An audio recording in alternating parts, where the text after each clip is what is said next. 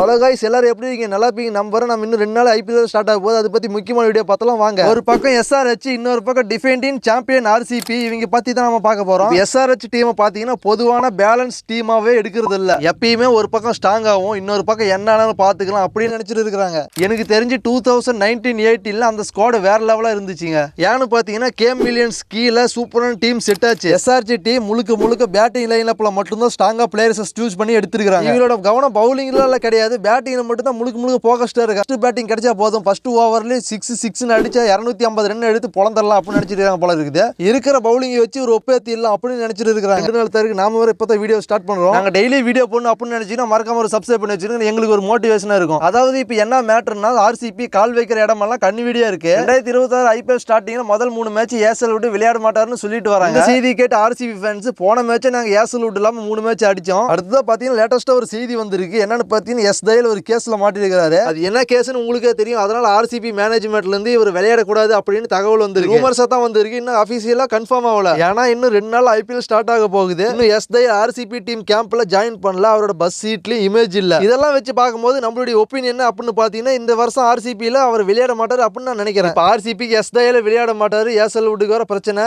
இப்படி இந்த டீமை மேனேஜ் பண்ணி எடுத்துட்டு போவாங்கன்னு இன்னும் தெரியல. 2 நாள் வரைக்கும் ஐபிஎல் ஸ்டார்ட் ஆகுறதுக்கு நம்ம பொறுத்து இருந்து டிவி முன்னாடி வெயிட் பண்ணி பார்ப்போம். மறக்காம இந்த வீடியோக்கு லைக் பண்ணி நம்ம சேனல் சப்ஸ்கிரைப் பண்ணி வச்சிருங்க. நம்ம மேல இன்ட்ரெஸ்டிங்காக சந்திப்போம். Tata bye bye.